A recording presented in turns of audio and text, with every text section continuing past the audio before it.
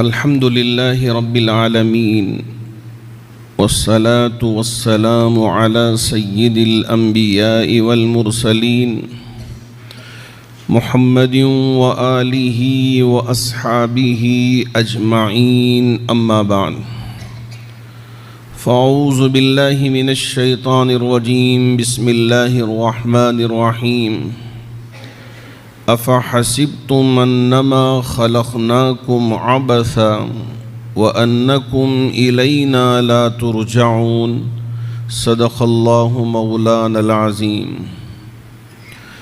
بزرگان محترم، اللہ رب ذوالجلال نے مجھے بھی اور آپ میں سے ہر ایک کو بھی ایک مقصد کے لیے دنیا میں بھیجا ہے۔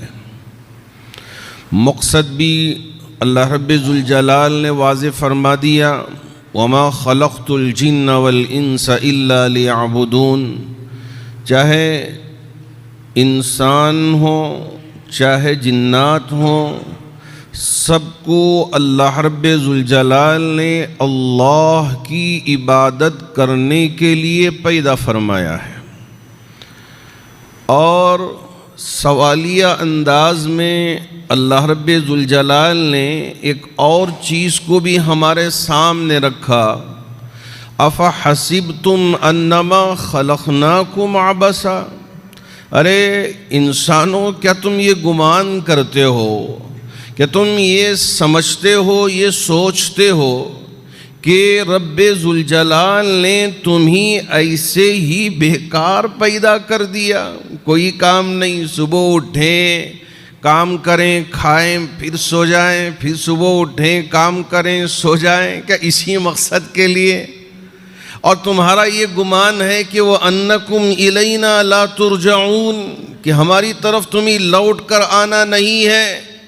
نہیں، تمہیں پتہ ہونا چاہیے کہ تم سب سے بہترین امت ہو، ایک مقصد کے لیے تمہارا وجود دنیا میں ہوا ہے۔ کنتم خیر امت اخرجت للناس تأمرون بالمعروف وتنہون عن المنکر۔ تم سب سے بہترین امت ہو، اچھے کاموں کا حکم کرتے ہو، غلط کاموں سے برے کاموں سے لوگوں کو روکنے کا کام کرتے ہو۔ تو اس وجہ سے ہمارے لیے اللہ رب ذوالجلال نے خیر امت کے لقب سے مالا مال فرمایا۔ یہ کوئی معمولی لقب نہیں ہے، یہ بہت بڑا ہمارے لیے ٹائٹل ہے، ہمارے لیے اللہ نے لقب عطا فرمایا ہے۔ مجھے بھی اور آپ میں سے ہر ایک کو بھی شریعت مطہرہ کا پابند ہونا ہے۔ ایسا نہیں ہے کہ ہم اپنی مرضی سے جیسے چاہے زندگی گزاریں، جیسے چاہے رہیں، جیسے چاہے کھائیں، جیسے چاہے پئیں، جیسے چاہیں یعنی اپنی زندگی کے صبح شام گزر بسر کرتے رہیں۔ ایسا ہرگز نہیں ہے۔ میرے نبی، آپ کے نبی تاجدار مدینہ احمد مصطفیٰ محمد مجتبیٰ صلی اللہ علیہ وسلم نے واضح طور پہ قرآن کو بطور دستور حیات کے ہمارے سامنے پیش فرمایا، اور آپ نے اپنی احادیث کے ذریعے شریعت مطہرہ کو واضح طور پہ ہمارے سامنے عطا فرما دیا۔ اگر ہم اپنی زندگی گزارنی ہے ایک مسلمان کے طور پہ، شریعت کے پابند رہنا ہم میں سے ہر ایک پر لازم ہے۔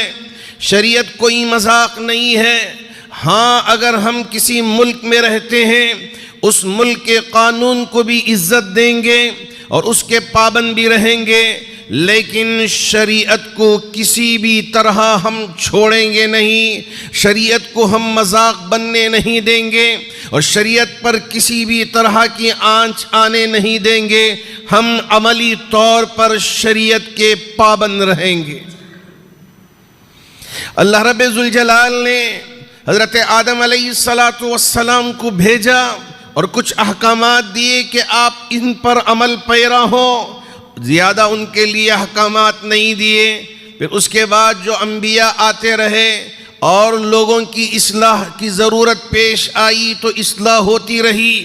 حتیٰ کہ حضرت ابراہیم نے بھی، حضرت موسیٰ نے بھی، حضرت نوح نے بھی، حضرت لوط نے بھی، اور حضرت عیسیٰ علیہ السلام، حضرت آدم سے لے کے حضرت عیسیٰ علیہ السلام تک جتنے نبی آئے سب نے اللہ کے پیغام کو لیا، لوگوں کو پہنچاتے رہے اور اس کے پابند کرنے کی کوشش کرتے رہے۔ جنہوں نے بات مانی ان کے لیے کیا ہوگا، اور جو بات نہیں مانیں گے اور اللہ کے منکر ہوں گے اور گناہ کرتے رہیں گے تو ان کا کیا حشر ہوگا، اس کی بھی وضاحت ہر نبی کے ذریعے اللہ رب ذوالجلال نے فرما دیا۔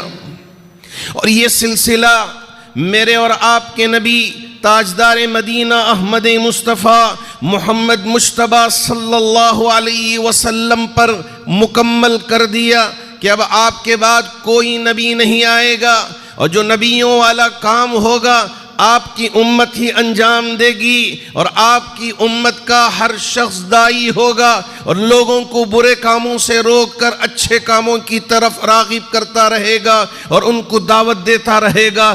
آپ کی قوم کا، آپ کی امت کا ہر شخص داعی کہلائے گا۔ اللہ رب ذوالجلال نے ہمارے اور آپ کے نبی کو خاتم النبیین بنا دیا اور کہا کہ اس کے بعد کوئی نبی نہیں، اور نبی کے ذریعے اس بات کی بھی وضاحت فرما دی کہ 30 ایسے جھوٹے کذاب نبی کے دعوے دار دنیا میں آئیں گے قیامت تک، اور یہ دعویٰ کریں گے کہ ہم نبی ہیں، اور تم سمجھ لو کہ یہ جھوٹا نبی ہوگا اور یہ غدار ہوگا اور یہ منحوس ہوگا، یہ کسی بھی طرح کا سچا نبی نہیں ہو سکتا، اس لیے کہ نبوت کا سلسلہ میرے اور آپ کے نبی پر اللہ رب ذوالجلال نے اس کو بند کر دیا۔ اب آپ قیامت تک کوئی نبی کو نہیں پائیں گے۔ تو یہ بات بھی واضح ہو گئی، ایک دو نہیں، تین نہیں، 30 کذابون، جو نبوت کا جھوٹا دعویٰ کرنے والے 30 لوگ آئیں گے اور نبی ہونے کا دعویٰ کریں گے اور جھوٹ پھیلانے کی کوشش کرتے رہیں گے۔ آپ سمجھ لیں کہ وہ جھوٹے ہیں، کذاب ہیں، دھوکہ باز ہیں اور فریب دینے والے ہیں، یہ آپ اچھی طرح سے سمجھ کے رکھیں۔ اللہ رب ذوالجلال نے ہمارے اور آپ کے نبی کے ذریعے قرآن کو بطور دستور حیات کے عطا فرمایا کہ قرآن صرف اس لیے نہیں دیا گیا کہ شادی بیاہ کے موقع پہ لڑکے اور لڑکی کو بطور جہیز کے ہم پیش کر دیں اور وہ اپنی آنکھوں سے لگا کے اوپر کہیں کسی بلند جگہ میں رکھ دیں، اب اس کے بعد کبھی پڑھنے کا موقع نہیں، کبھی سمجھنے کا موقع نہیں، کبھی اس پر عمل کرنے کا موقع نہیں، اسے اوپر رہنے دیں۔ یا یہ ہے کہ ہماری گھر کی اوپننگ ہو تو اس موقع پہ کچھ طلباء کو یا کچھ حافظوں کو ہم بلائیں اور گھر میں برکتاً قرآن پڑھیں اور سمجھیں کہ ہم نے قرآن کا حق ادا کر دیا۔ یقین مانیے کہ اگر ہم قرآن کی تلاوت کرواتے ہیں یا کرتے ہیں اس میں برکت ہے، اس میں کوئی دو رائے نہیں ہے۔ اگر ہم قرآن پڑھیں گے اور اپنے مرنے والوں کے لیے ثواب پہنچائیں گے، ضرور ثواب پہنچے گا۔ یہ صرف مقصد نہیں ہے، مقصد بڑا ہے۔ وہ مقصد ہے کہ ہم اپنی زندگی میں قرآن میں جو احکامات میرے رب نے اپنے نبی کے ذریعے امت مسلمہ تک پہنچایا ہے، ہم ان باتوں پہ عمل پیرا ہوں، قرآن پڑھیں، قرآن سمجھیں اور قرآن کے مطابق اپنی زندگی گزارنے والے بنیں۔ اگرچہ کہ دنیا میں جس طرح کے بھی قوانین بنتے رہیں، ہمیں اس سے کچھ لینا دینا نہیں ہے۔ ہم پابند ہیں شریعت کے، ہم پابند ہیں نبی علیہ السلام کی تعلیمات کے۔ شاید آپ نے ابھی سنا ہوگا اتراکھنڈ ایک ریاست ہے، اس ریاست میں یکساں سول کوڈ کو نافذ کیا گیا اور یہ ملک کو پیغام دیا گیا کہ یہاں ایک ریاست میں نہیں، پوری ریاستوں میں اس طرح کا قانون ہم نافذ کریں گے۔ یہ یکساں سول کوڈ ہے کیا؟ یہ 5 طرح کی چیزوں پر محیط یہ بل ہے جو اتراکھنڈ میں پاس کیا گیا۔ ایک ہے شادی بیاہ، دوسرا ہے طلاق، تیسرا ہے وراثت، اور چوتھا ہے نان نفقہ، اور 5واں ہے لے پالک بل۔ ان ساری چیزوں کو لے کر یکساں سول کوڈ کو ترتیب دے کے وہاں اتراکھنڈ کے اندر اس کو پاس کیا گیا۔ چونکہ یہ ہمارا ملک بڑا عظیم ملک ہے، یہ گنگا جمنا تہذیب کا گہوارہ ملک ہے، یہاں مختلف مذاہب کے ماننے والے برسوں سے بڑی محبت کے ساتھ زندگی گزر بسر کرتے آ رہے ہیں۔ یہاں ہمارے ہندو بھائی اپنے مذہب پر عمل کرتے ہوئے ان کے مطابق شادی بیاہ رچواتے آ رہے ہیں۔ اسی طرح ہماری عیسائی برادری وہ اپنے مذہب کے مطابق نکاح کرتے ہیں یا میریج کرتے ہیں اور اس کے مطابق وہ زندگی گزار لیتے ہیں۔ ہمارے اسی طرح سکھ بھائی ہیں، وہ اپنے مطابق یہاں شادی کرتے ہیں اور ان کے یہاں جو طلاق دینے کا طریقہ ہے اس پر وہ عمل کرتے ہیں۔ تو اسی طرح دستور ہند نے ان سبھی مذہب کے ماننے والوں کو شق نمبر 25 میں اور شق نمبر 26 میں یہ اختیار دیا کہ ہر مذہب کا ماننے والا اپنے مذہب میں جو باتیں کہی گئی ہیں اس کے مطابق عمل کر سکتے ہیں۔ اور اس کے علاوہ جتنی چیزیں ہیں چوری سے متعلق ہو اور دوسری جو چیزیں ہیں سود سے متعلق ہو، اب جو بینکنگ سسٹم ہے اس پر مسلمان بھی عمل کرتا ہے، لیکن سود کبھی اپنے لیے حلال نہیں سمجھتا، اگرچہ کہ سودی کاروبار بعض لوگ کر لیتے ہیں، لیکن مسلمانوں کا اکثر طبقہ اسے یہ سمجھتا ہے کہ سود اسلام میں حرام ہے، شراب اسلام میں حرام ہے، جوا اسلام میں حرام ہے، اسے ہم اپنے قریب آنے نہیں دیں گے۔ بعض لوگ اسے اپنا لیتے ہیں تو اس کا مطلب یہ نہیں کہ جو حرام چیز ہے وہ حلال ہو گئی۔ اور اسی طرح زنا حرام ہے، زنا ہم نہیں کر سکتے۔ اگر کسی مسلمان نے زنا کر لیا اس کا مطلب یہ نہیں کہ یہ حلال ہو گیا، وہ حرام ہے، حرام رہے گا، قیامت تک حرام رہے گا۔ اللہ رب ذوالجلال نے واضح طور پر یہ پیغام دے دیا، انما الخمر والمیسر والانصاب ازلام رجس من عمل الشیطان والازلام رجس من عمل الشیطان۔ یہ جو شراب ہے اور یہ جوا ہے اور ازلام کہتے ہیں کہ ایک الگ الگ چیزیں رکھتے، یہاں سے کوئی چیز پھینکتے، جس پہ پڑ جاتے، رقم تو اتنی ہی ہوتی، جس پہ پڑتے وہ چیز ان کی ہو جاتی۔ آج بھی بسوں کے اندر اس طرح کی چیزیں چلتی ہیں کہ آپ آنکھ بند کر کے ہاتھ رکھیں، اتنے پیسے پہلے دے دیں اور اس کے بعد جو بھی چیز ملے گی وہ آپ کی ہو جائے گی۔ اس طرح کی چیزیں جو بسس چلتے ہیں سول بسس کے اندر یہاں بھی ہوتا رہتا ہے۔ اس کو کہتے ہیں ازلام۔ یہ اسلام میں جائز تجارت نہیں ہے، جائز خرید و فروخت نہیں ہے۔ اس طرح کی چیزوں سے منع کیا گیا جس کے اندر مکاری ہو، جس کے اندر عیاری ہو، اور اسی طرح جوا ہے اور جوے کو بھی اسلام نے حرام قرار دیا۔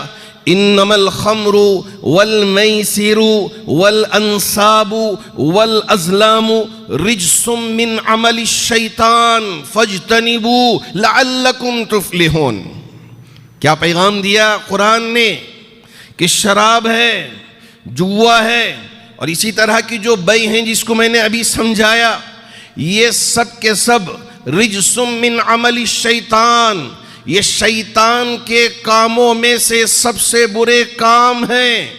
اور تمہارے لیے کیا حکم ہے؟ فَاجْتَنِبُوا، ان سارے کاموں سے اپنے آپ کو بچا کے رکھو، اس میں مبتلا ہونے کی ضرورت نہیں ہے۔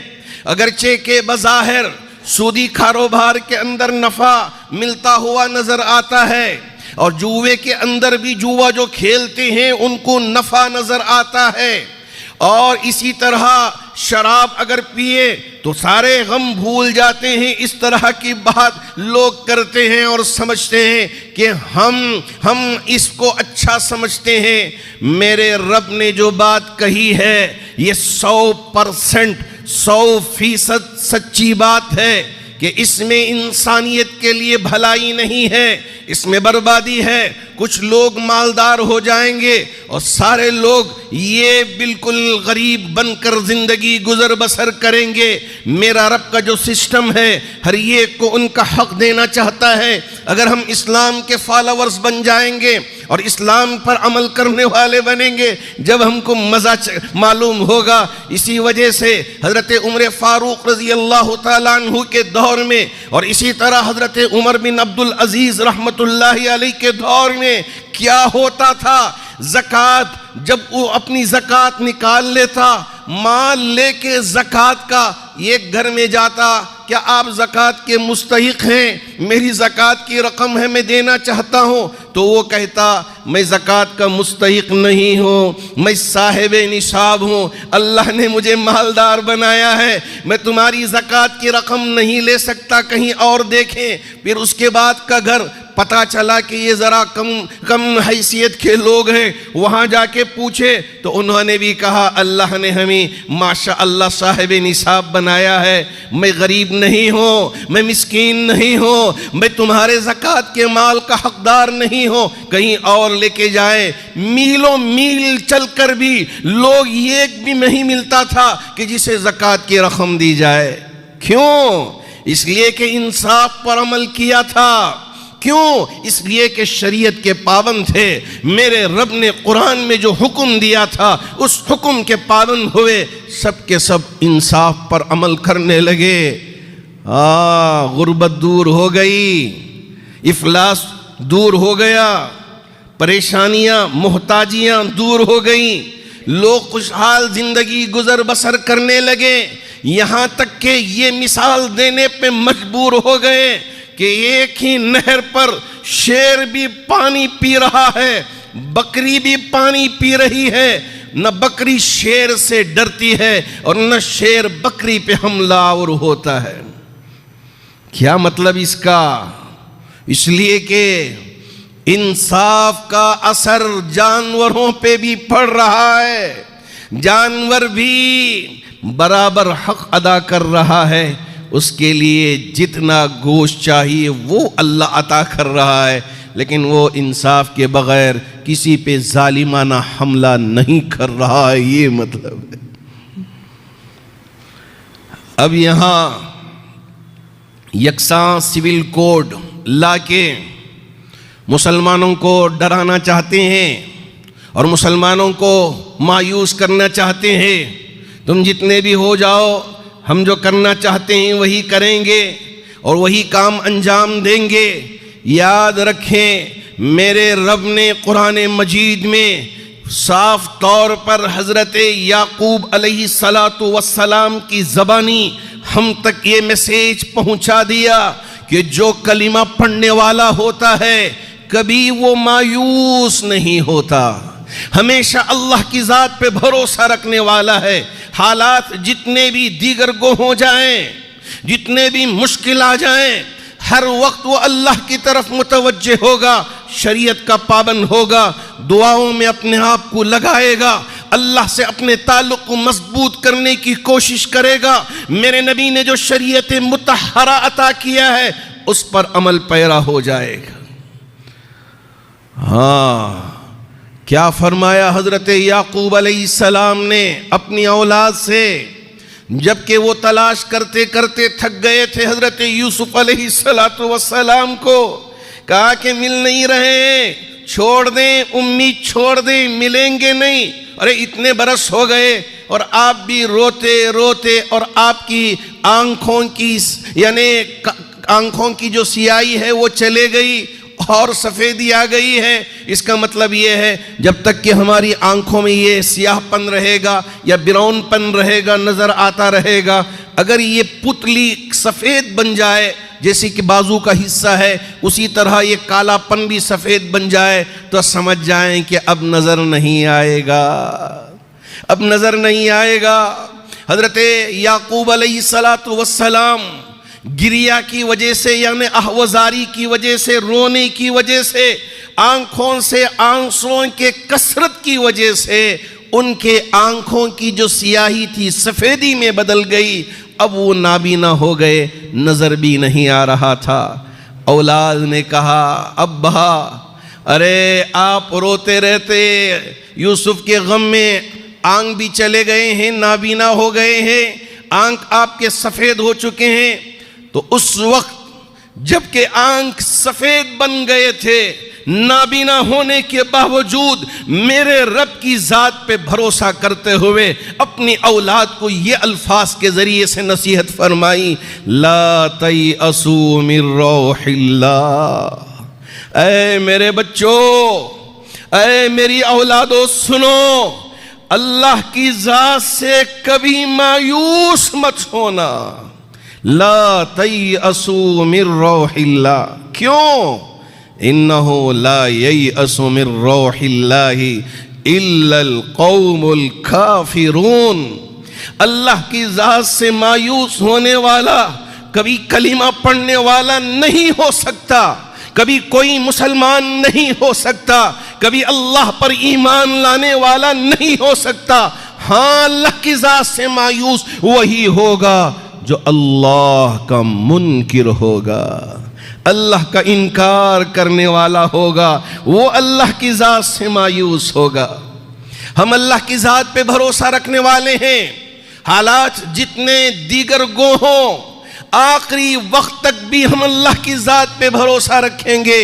اگر اللہ نے ہمارے لیے شہادت ہی مقدر کر کے رکھا ہے، یقین مانیے کہ کبھی کوئی مسلمان شہادت سے نہ گھبرانے والا ہے نہ ڈرنے والا ہے، خوشی خوشی اپنے گلے سے لگائے گا، یوں کہے گا کہ جنت میری منتظر ہے، انشاءاللہ شہادت سے کبھی میں گھبرانے والا نہیں۔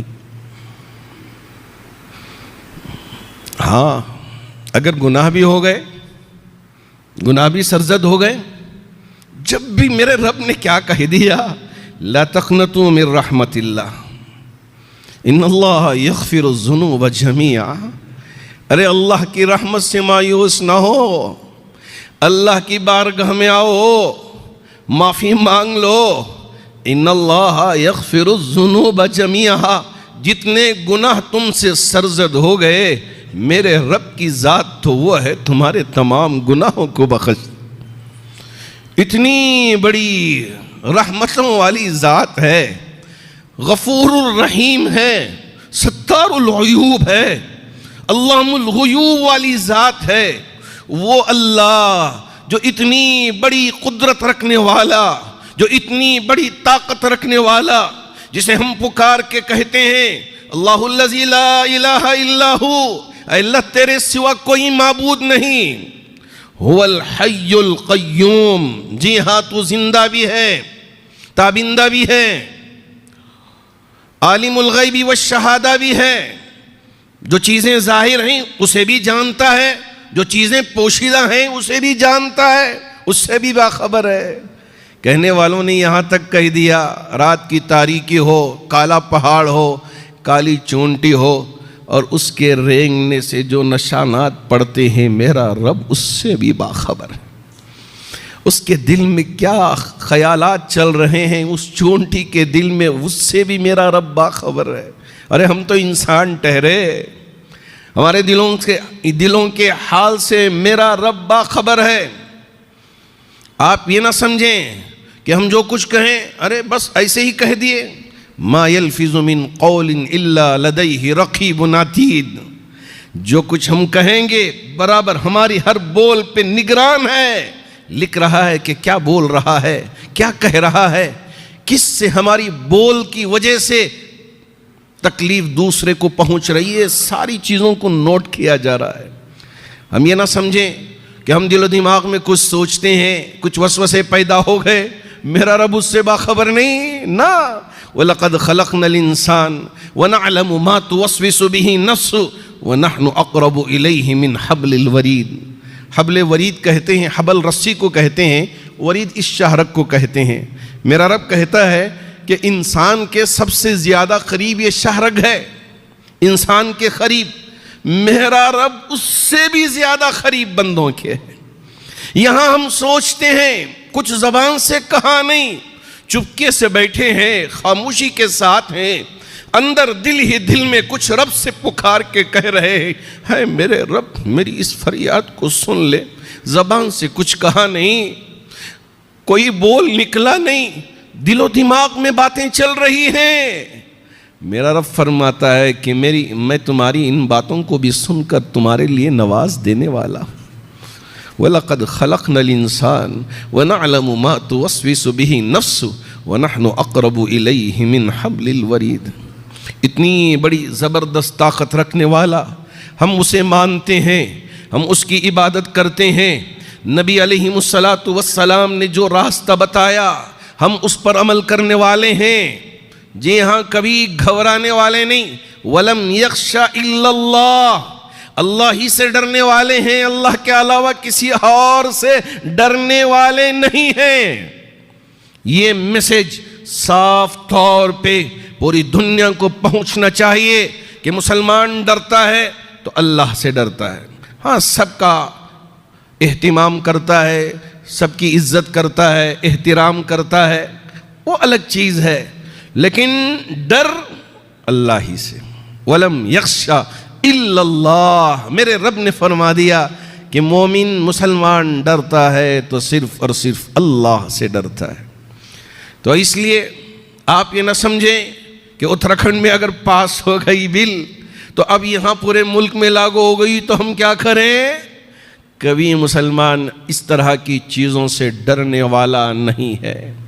اب جے پی سی جو وقف بورڈ کے وقف کے سلسلے میں بنائی گئی تھی، ابھی اجلت میں اسپیکر کے حوالے کر دیا کہ ہماری رپورٹ 90 پر 8% نفی میں ہے، 2% صرف پازیٹیو میں ہے۔ تو اس کے باوجود یہاں اس طرح کی چیزیں پیش کر کے بتانا چاہتے ہیں مسلمانوں گھبرا جاؤ، ڈر جاؤ۔ ارے تمہیں کیا پتا ہے کہ ہم ڈرتے ہیں تو اللہ سے ڈرتے ہیں، اللہ کے علاوہ کسی اور سے ڈرنے والے نہیں ہیں۔ فَعَسَىٰ أُولَٰئِكَ أَن يَكُونُوا مِنَ الْمُهْتَدِينَ، میرے رب نے فرمایا کہ اگر تمہارا ایمان اتنا مضبوط ہے تو سمجھ جاؤ کہ تم ہدایت پر ہو، صحیح راستے پر ہو، اللہ ہی سے ڈرنے والے ہو۔ تو یہاں طلاق کا مسئلہ ہے، شادی بیاہ کا مسئلہ ہے، چونکہ یہ ملک یہ عزیز ملک ہے، اس ملک سے ہم بڑی محبت کرتے ہیں، اس لیے کہ ہم کو اللہ نے یہیں پیدا کیا۔ میرے نبی نے فرمایا جس مٹی میں تم پیدا ہوئے اس مٹی سے تم محبت کرو، میرے نبی نے سکھایا ہے۔ اور اس ملک کی حفاظت کرنا، جی ہاں، اس کے لیے بھی تیار ہیں اور شریعت کے پابند بھی ہیں۔ مجھ سے ایک مرتبہ میڈیا میں جب بیٹھے ہوئے تھے، پوچھنے والوں نے پوچھا، حجاب کا مسئلہ چل رہا تھا، تو اس وقت پوچھنے والے نے پوچھا، اس میں بہت ساری لڑکیاں بھی تھی جو میڈیا سے تعلق رکھنے والی، انہوں نے پوچھا، ارے آپ کی یہ لڑکیاں کیوں حجاب کہہ رہی ہیں؟ ارے حجاب چاہیے یا تعلیم چاہیے؟ ارے فیصلہ لو نا، آپ جیسے ملا ان کے الفاظ میں یہ فیصلہ لیں کہ آپ کی بچیوں کے لیے حجاب چاہیے یا آپ کی بچیوں کے لیے تعلیم چاہیے۔ میں نے کہا اچھا ٹھیک ہے، آپ ہی جواب دے دیں، آپ کو آپ کا باپ چاہیے یا آپ کو آپ کی ماں چاہیے؟ اب وہ کچھ جواب ان سے بن نہیں پایا، کہا کہ باپ بھی چاہیے، ماں بھی چاہیے۔ تو میں نے کہا کہ ایک مسلمان کو حجاب بھی چاہیے، ایک مسلمان کو تعلیم بھی چاہیے۔ تعلیم کے لیے ہماری بیٹیاں بے پردگی کے ساتھ نہیں آئیں گی، شریعت کی پابند رہ کر تعلیم حاصل کریں گی، اس لیے کہ دستور ہند نے ہمیں یہ حق دیا ہے۔ ایسے ہی یہ ہمیں اس طرح کی باتوں میں پھسلا کے پوچھتے ہیں، ہم اس ملک سے محبت بھی کرنا جانتے ہیں، ملک کی حفاظت کرنا بھی جانتے ہیں اور شریعت پر عمل پیرا ہونا بھی جانتے ہیں۔ اللہ کرے کہ اللہ رب ذوالجلال ہم تمام مومنوں اور مسلمانوں کو اسلام پر عمل پیرا ہونے کی طاقت و توفیق عطا فرمائے۔ جی ہاں، اس ملک کے ہر یہاں شہری سے ہم محبت کرتے ہیں۔ بہت سارے ہمارے مسلمان بھائی غیر مسلموں کے ساتھ مل کے پارٹنرشپ میں تجارت کرتے ہیں۔ ایک مسلمان ہے، پڑوس میں غیر مسلم ہے، میرے نبی نے کیا فرمایا؟ اگر تمہارے پڑوس میں غیر مسلم ہی صحیح اگر بیمار ہو جائے، اگر وہ پریشان ہے تو اس کی عیادت کے لیے جاؤ، اس کی عیادت کرو۔ میرے نبی نے یہ تعلیم عطا فرمائی ہے۔ اور اگر راستے میں کانٹا پڑا ہوا ہو یا موز کا چھلکا پڑا ہوا ہو، یہ نہیں کہ مسلمان اس سے نقصان پائے گا، مسلمان کو چبھے گا یا مسلمان پھسل کے گر جائے گا، یہ نہیں فرمایا۔ یہاں سے گزرنے والا انسان اس سے کہیں اسے نقصان نہ پہنچ جائے۔ اگر تم نے پتھر پڑا ہوا دیکھے یا یہ ہے کہ کانٹے بچھے ہوئے دیکھیں یا موز کا چھلکا پڑا ہوا دیکھا، آپ کی ذمہ داری یہ ہے کہ اسے اٹھا کے اسے صحیح جگہ رکھ دیں تاکہ کسی بھی انسان کو جو گزرنے والا ہو اسے تکلیف نہ پہنچے۔ یہ میرے اور آپ کے نبی تاجدار مدینہ احمد مصطفیٰ محمد مجتبیٰ صلی اللہ علیہ وسلم کی تعلیمات ہیں۔ ہم شریعت پر بھی عمل پیرا ہیں اور نبی علیہ السلام کی جو تعلیمات ہیں اس پر بھی عمل پیرا ہیں، اور اس ملک سے محبت کرنا بھی میرے نبی نے سکھایا، تو ہم اس ملک سے محبت بھی کرنا جانتے ہیں۔